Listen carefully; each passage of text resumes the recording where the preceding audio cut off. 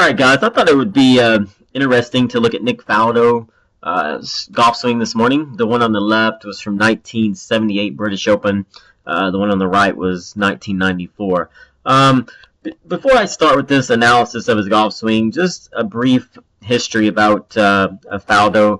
He took up the game relatively late, at age 13. He was inspired by Jack Nicklaus, and he often imitated Johnny Miller. He turned pro in 1977 at age 19, which means he only had been playing golf for about 6 years. This kid was pretty much a phenom. He won on tour his rookie year. He played in the Ryder Cup at age 19, I believe, which at that time was the youngest ever. He was 3-0 in that Ryder Cup.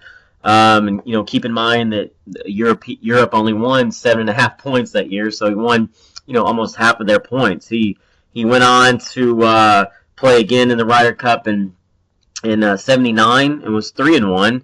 And then in 83 he played in the Ryder Cup and was 4-1. So during that span of those 3 years, he was 10-2 in the Ryder Cup. And also in 1983. He won 5 times on the European Tour and won the Order of Merit. So, in other words, he was pretty darn good at that time. So, again, the swing on the left was 78, and this one on the right is 94. So, let's look. I'm just going to play this swing on the left first, just at normal speed here. Okay, one more time. All right, so what we're going to see here, starting the swing, which is a move that a lot of these guys have, was a trigger move. You see the right leg kick in, and then you see Nick move up and off the ball. You can even put a circle around his head here and watch the upward movement, right? And then he sets down in transition. I mean, even look at the high hands at this point. Just a beautiful upright pattern. Upright motion, left arm straight, and then this little move in transition was really good. I mean, dual external rotation of the legs, LPT. I mean, look at right here, just how this is tilted down. The left pelvic is lower than the right.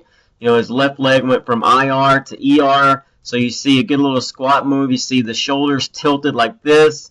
You see some lordosis in the spine. You see how the top half of his body is, on top of the lower half, right? Just a classic position. I mean, that little transition move from top, little drop down from gravity to this position is as good as it gets. And then on to impact, you see what? You see the left leg extend. You see the shoulders, tilted like this. They are not level. You see the axis of rotation from his pec to his shoe being pretty consistent with what we see in today's power players on tour.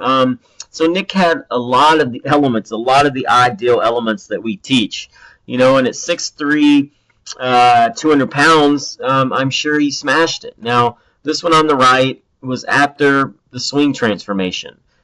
Which started in '83. So back to the history of Nick, when he started thinking that he needed to revamp and retool his motion, he went winless from '83 to 1987. Did not win a single event, and we know that he went on to win 6 majors, several of which were somewhat given to him. But again, obviously had a great career. But let's look at this swing on the right now after looking at the one on the left. So up to the top here, you see a much more rounded swing. Look how low the hands are in relation to this one. And I realize the camera angle is slightly different here. But again, you're going to see just a completely different motion altogether. He lands in transition. What do you see? Well, you see right pelvic tilt. You see the hips sliding to the left, right? You see the upper body hanging back this way.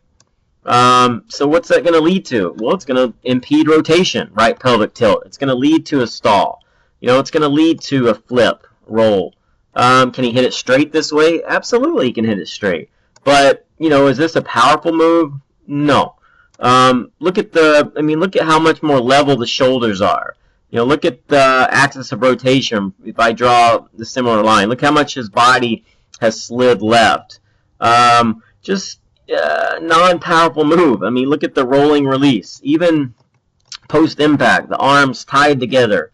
You know, does that look anything similar to this? You know, look at the difference in that position there when compared to this one. So just a completely different move through impact, but really the whole thing is different. The only thing that he somewhat kept, he did move just slightly up again on this one, but not as much. The drop down move is not correct. The left pelvic tilt's gone. The left leg, look, it holds IR in this one. You can see how he was free in his lower body. Let the left hip go in. Let the left heel come up. Let the left knee go behind the ball.